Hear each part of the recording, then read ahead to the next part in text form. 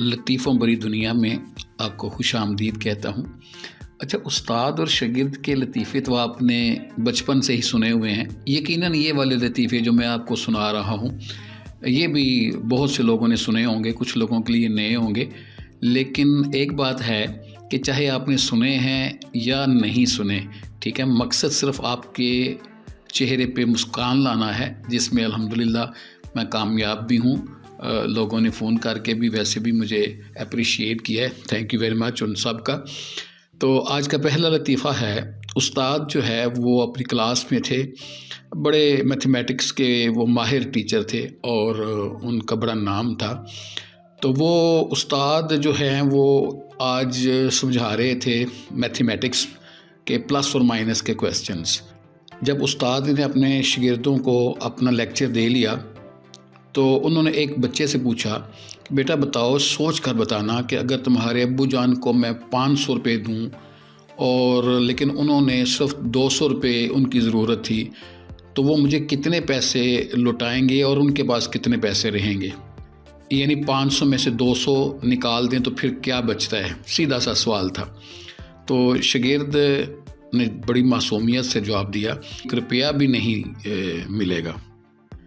उस्ताद बड़े ताज्जुब से, 1 रुपया भी नहीं, तुम हिसाब नहीं जानते? शागिर्द, सर जी मैं तो हिसाब जानता हूँ लेकिन आप मेरे अब्बू को नहीं जानते।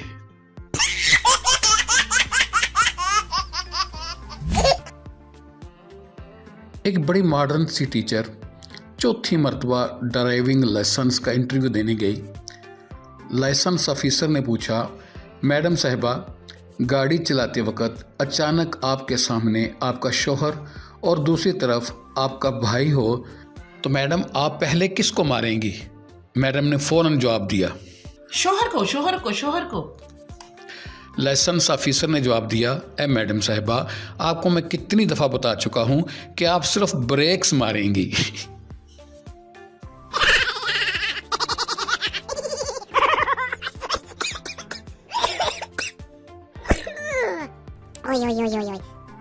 फिर हम दूसरी क्लास में चले जाते हैं। वहाँ उस स्कूल में पाक स्टडीज़ के भी टीचर पढ़ा रहे थे। तो हमने कहा चलें वो देखते हैं क्या कर रहे हैं। हम जब अंदर गए तो उस्ताद बच्चे से पूछ रहे थे कि बेटा बताइए पाकिस्तान में अमन कायम क्यों नहीं होता? उसने कहा मैं नहीं बताऊंगा सर, आप बुरा मान जाएंगे। उस्ताद ने कहा नहीं बेटा, मैं शागिर्द की बातों का बुरा नहीं मनाता, आप मुझे बताओ कि पाकिस्तान में अमन कायम क्यों नहीं होता? तो वो बोला, सर पाकिस्तान में अमन इसलिए कायम नहीं होता कि हमारा झंडा ही उल्टा है। उस्ताद गुस्से से, क्या मतलब हमारा झंडा उल्टा है? शागिर्द, सर जी सफ़ेद रंग तो अमन की निशानी होता है और सब्ज़ रंग अच्छी कौम की, तो अमन को तो हमने डंडा दिया हुआ है। यही परचम अगर आप सीधा कर दें और डंडा कौम को दे दिया जाए तो आज पाकिस्तान में अमन कायम हो जाए।